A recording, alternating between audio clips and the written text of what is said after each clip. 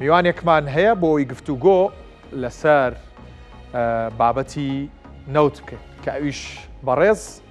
شەهریار شێخلەر شارەزای وزە لەگەڵمان دەبێت. مامۆستا شەهریار زۆر سوپاس بۆ ئامادەبوونە، سوپاس بۆم دەرفەتە. خۆشحاڵم جارێکی تر ئەم گفتوگۆیە لەبارەی نەوت دەست پێ دەکەینەوە. بەر لەوەی باز لە بەرزبوونەوەی ئەمڕۆی نرخی نەوت بکەین کە تا ڕادەیەک هێماکەی سەوز هەڵگەڕا و بەرز بووە، لە ماوەی ڕابردووە بینیمان بە بەردەوامی نرخی نەوت ڕووی لە دابەزینە. ئەم دابەزینە هۆکارە سەرەکیەکانی چین؟ زۆر سپاس، سڵاو ڕێز بۆ جەناب و بینەرانی عەزیز. لە ڕاستیدا 5-6 فاکتەری سەرەکیمان هەیە بەگشتی کە هەمیشە کاریگەری دەخەنە سەر نرخی نەوت کە لەو ماوەیەدا زۆربەی فاکتەرەکان دژی بەرزبوونەوەی نرخی نەوتن. مەسەلەن ئەگەر سەیری بکەین هاوسەنگی بازار لە نێوان دابینکردن و لە نێوان خواستدا، ئێستا لە بازارەکانی جیهاندا تقریبەن خواست بۆ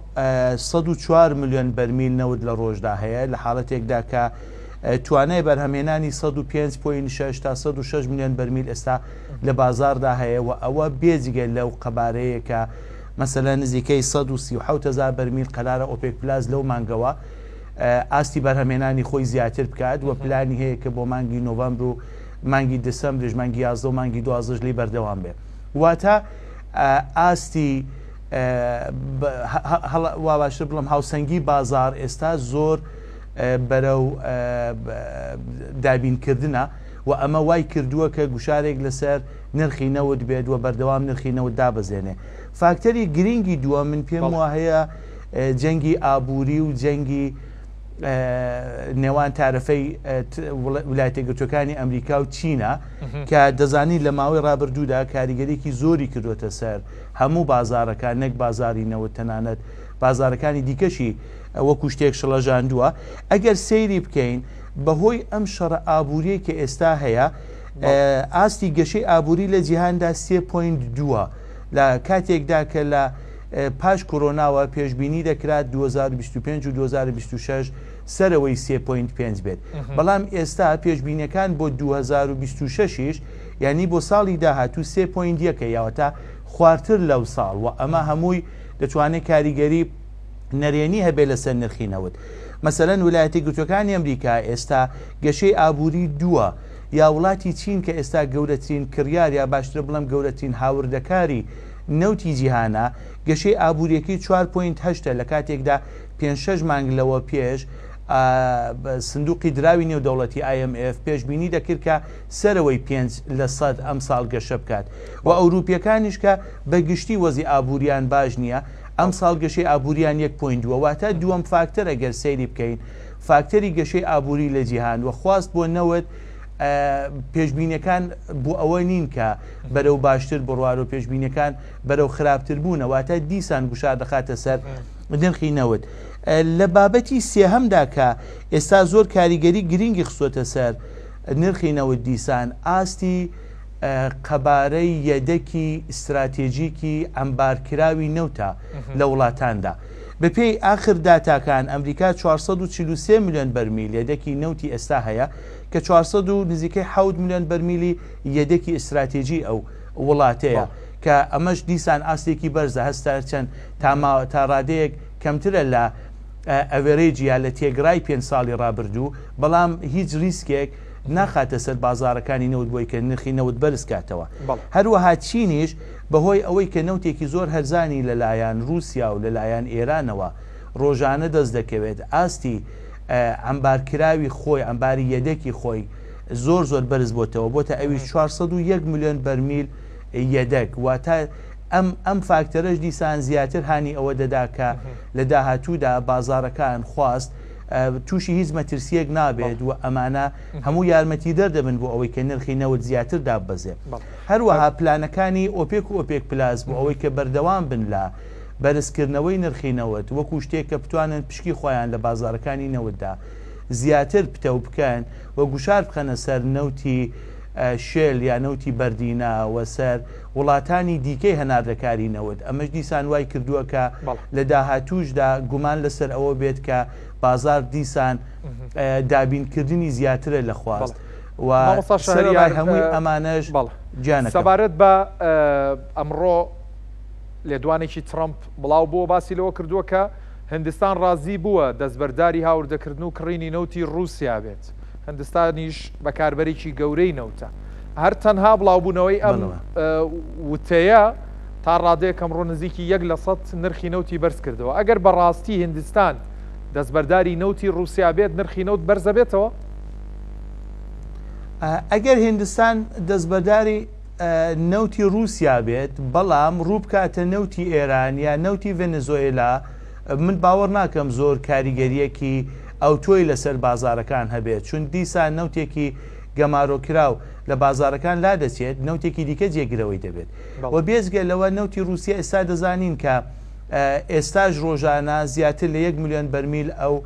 بە وڵاتانی ئەوروپی دەفرۆشێ هەتا ئێستا ئەوان ئامادە نەبوون کە بە تەواوی دەستبەرداری نەوتی رووسیا بن. هەروەها نەوتی رووسیا ئێستا بە قەبارەیەکی زۆر بۆ چین کە گەورەترین بازارە ئێستا دەڕوات. بێزگە لەوەش نەوتی رووسیا کۆمەڵێک ئێستا سیاست و کۆمەڵێک پلانی هەیە بۆ ئەوی کە بتوانێت گوشارەکان و گەمارۆکان لێ وەرسوڕێتەوە. لەبەر خاتری ئەوە من باوەڕ ناکەم هەم ئەوەی کە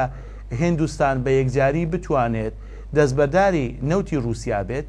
و هەم ئەوەی کە ینی بیشەوێ جێبەجێی کات لەوانەیە بەس لە ئاستی قسەدا بێت و هەم ئەوەی کە ئەگە هندستانیش دیسان ئەم بابەتە بکە باوەڕ ناکەم زۆر کاریگەریەکی ئەو تۆی لەسەر نرخی نەوت هەبێت. هەرەگە سەیری دەیتاکانی ئێستا بکەین من پێم وایە هەرفەوری بازار دیسان ڕەتفعلی بوو بەرامبەر بە قسەکەی ترامپ و 40 سنت نرخی نەوت لە ماوەی نیو سەعاتی ڕابردوودا دیسان دابەزی واتە ئەوەی کە چوو بەوە سەرێ تقریبان بەشێکی زۆری هاتەوە خوارێ. ئێستا نرخی نەوت تەنیا لە مانگی 5 2025دا لەم ئاستا خوارتر بووە. دەنا دەتوانین بڵین کە ماوەیەکی زۆر درێژە نرخی نەوت بەم ئاستە خوارە نەگەیشتووە و بەردەوامە لە باسێکی سیاسەتەکانی هاوپەیمانی ئۆپێک پلس بکەین بە کورتی باسێکت لێوە کرد کە دەستبەرداری ئەو سیاسەتی نابێ و دەیەوێ ئاستی بەرەمێنان بەرزکاتەوە. بەس ئایا ئۆپێک پلس وڵاتانی ئۆپێک پلس حەزیان لەم نرخەکەمەی نەوتە لە بازاردا چکە بەشێک لە وڵاتان لە نێویاندا عێراق و چەند وڵاتێکی تر بودجەکەیان بە ڕێژەیەکی زۆر گەورە پشتی بەداهاتی نەوت بەستووە. بەڵێ جەناب ڕاست دەفەرمووی ئاماژەیەکی زۆر جوانە ئەوان ئەو وڵاتانەی لەناو ئۆپێک پلاسن زۆربەیان وڵاتانێکن کە تاک سەرچاوی داهاتن و ئەو تاکە سەرچاوی داهاتە بۆ هەمویان نەوتە و ئەگەر نرخی نەوت لە ئاستێک زیاتردا ببەزێت ئەوان گوشارێکی زۆر بۆ ئابوووریەکەیان دێت تووشی کورتێنانێکی بودجەی گەورە دەبن. بەڵام لە لایەکی دیکەشەوە ئێستا دەبینین کە مەسەلەن لە ئەمریکا بە حکمی سیاسەتێکی کە ترامپ و پێشتر هەیبوو ئێستاش دیسان لی بەردەوامە بۆ پاڵپشتیکردن لە بەرهەمهێنانی نەوت لە ناوخۆی ئەمریکا. ئێستا ئەمریکا گەورەترین بەرهەمهێنەری نەوتە بە نزیکەی 14 ملیۆن بەرمیل 13.8 ملیۆن بەرمیل لە ڕۆژدا و ئەمە وا دەکات ئەم وڵاتانە زۆر زیاتر لە جاران هەم لەگەڵ وڵاتانی دەرەوەی ئۆپێک پلاس هەم لە نێو وڵاتانی ئۆپێک پلاسدا نیگەرانی بازاری خۆیان بن و مەسەلەن لە بیرمانەکە لە چەند ساڵی ڕابردوودا چین زۆرترین کرینی نەوتی مەسەلەن بە ئاشکرا لە وڵاتانی ئۆپێک هەبوو بەڵام ئێستا زۆر بە ئاسانی ڕووی کردوتە وڵاتی رووسیا و جێی زۆرێک لەوانی گرتوێتەوە تەنانەت لە سعودیا. ئەمە هەمووی ئەمانەوا دەکا کە ئەوان ناچار بن لە نێوان ئەوەی کە بازارە گرینگەکان وەکو هندستان وەکو چین وەکو ئەوروپا لە کیس خۆیان بدەن و لەگەڵ ئەوەی کە نرخی نەوت بۆ چەند دۆلارێک داببەزێ بەڵام لە بەرامبەردا ئەو وڵاتانی کە نرخی نەوت بورە توانای بەرهەمێنانی نەوتیان کەمترە و نرخی بەرهەمهێنانی نەوت لە وڵاتانە زیاترە وەکو شتێک پاشەکشەیەکیان پێ بکەن. ئەگەر لە بیرمان بێ لە 2014 ئەم سیاسەتە لە نێوان سعودیە و وڵاتانی ناوچەی کەندا و گیرایە بەر ئاستێکی زۆریان نەوتی بەرهەمێنانی خۆیان زیاد کرد بۆی کە بتوانن جێ هەم بە نەوتی شێلی ئەمریکا نەوتی بەردینەی ئەمریکا لێش بکەن و هەم بە نەوتی رووسیا و تا ڕادەیەکیش بۆ ماوەیەک موفق بوون. من پێم وهەیە بدور نییە ئەگەر جارێکی دیکە ئەم وڵاتانە دەست بکەنەوە بەم سیاسەتە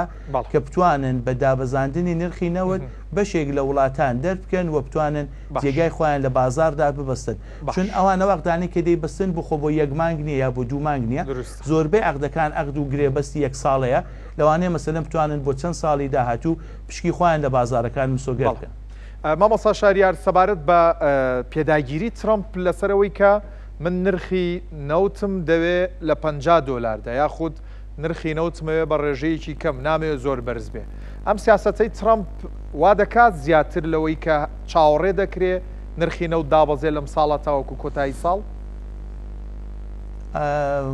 بەڵێ ترامپ ئەگەر سەیری ڕابردووی 4 ساڵەی یەکەمی دەورەی ترامپکەین لە ویلایەتە یەکگرتووەکانی ئەمریکا ساڵی چوارەمی کە ساڵی کۆرۆنا بوو دەتوانین بڵێن ئەو جیاواز بوو ینی 2020 بەڵام 2017 و 19 لە کۆی ئەو سێ ساڵە تەنیا لە 7 دانە مانگدا نرخی نەوت بۆ سەرەوەی $65 بەرز بووە دەنا هەمیشە لە نێوان 55 بۆ 60 و زۆر کەمتر بۆ سەرەوەی $6 ڕای دەگەر چون ئەو بەم نرخە کەمە دەتوانێت هەڵاوسان لە بازارەکانی ئەمریکا تا ڕادێکی زۆر هەڵاوسانی پەیوەست بە نرخی نەوت کۆنتترۆل بکات و ئەمە یاریدە دەربێت بۆ ئەوەی کە بتوانێت پلانەکانی ئابووری خۆی و پلانەکانی دراوی خۆی جێبەجێ بکات و تەنانەت نرخی سوی بانکی لە ئەمریکا جارێکیکە زیاتر داببەزێنێت یا گوشار بخاتە سەر فدرال رزرڤ بۆی کە دای بەزێنێ لەبە خاتری ئەوە من پێم وایە ترامپ حەول دەدا بێنێتە خوارێ بەڵام لە بەرامبەردا ئەگەر نرخی نەوت زۆریش بێتە خوارێ هەر بۆ جۆرەی کە عەرزم کردن نەوتی شێلکە یا نەوتی بەردینە کە سەرچاوی سەرەکی لە ئەمریکایە و ڕۆژانە نزیکەی پێم وابێ 3 بۆ 4 ملیۆن بەرمیل ئەوان نەوتی شێل یا نەوتی بەردینە بەرهەم دەهێنن ئەوە دەکەوێتە ناو گوشاری ئەوەی کە لە ڕووی ئابووریەوە بە سەرفە نابێت لەبە خاتی و من پێم وایە دابەزانی نرخی نەوت لە سەرەتا لە $55 لەوانەیە ئستێپێکی زۆر باش بێ بۆ ئەوەی کە ڕای بگرێ پاش ئەو $55 دابەزینی تۆزێک ئەستەما لە بەرامبەریشدا لە سەرەوەی $65 دیسان تۆزێک زەحمەتە بۆی دەتوانین بڵێن لە یەک ساڵی داهاتوودا پێشبینی دەکرێت لە 55 بۆ 60 و دوای ئەو لە 60 بۆ 65 زۆر باشە دوای قسە بە کورتی ئەمەیە کۆمنتێکی تۆ بزانم لەسەر ئەوەی کە ترامپ بە محەممەد شیع سوودانی سەرۆگۆزیرانی عێراقی وت نەوتێکی زۆریانەیە بەس نازان چۆن مامەڵی لەگەڵا بکەن وەکو شارەزایەکی وزات چیت هەیە بۆ ئەم وتەی ترامپ؟ بەگشتی کۆماریەکان و بەگشتی ویلایەتە یەکگرتووەکانی ئەمریکا هەمیشە لەسەر ئیدارەدانی دۆسیەی نەوت لە عێراقدا گومانیان هەبووە وەڕەخنیان هەبووە یەکیان لەسەر ئەوەی کە پشکی حکوومەتی چین یا پشکی کۆمپانیا چینیەکان لە نەوتی عێراقدا زۆر زیاترە لە کۆمپانیا ئەمریکیەکان ئەوان هەمیشە لەسەر ئەوە گلەییان هەبووە و دووەمیش ئەوەی کە ئەو دەی هەوێت تا ڕادەیەکی زۆر بەم قسانە گوشار بخاتە سەر تەرەفی بەرامبەری بۆ ئەوەی کە سیاسەتەکانی ئەو زیاتر و باشتر پەیڕەو بکات بۆیە من پێم وایە ئەو بەردەوام دەبێت لە گوشار خستنە سەر عێراق سەر سعودیە سەر ئیمارات سەر کوێیت و تەنانەت سەر بەشێک لە وڵاتانی دیکە کە ئێستا دەبینین نەفسی ئەم گوشارە تا ڕادێکی زۆر بۆ سەر ڤێنزوێلاش دێنێ کە بتوانێت ئیدارەی بازاری نەوت بە جۆرێکی زیاتر لە ئێستا بخاتە ژێردەستی خۆی و ئیدارەکەی خۆیەوە. بەڕێز مامۆستا شەهریار شێخلەر شارەزای وزە زۆر سوپاس بۆ ئەم دەرفەتە.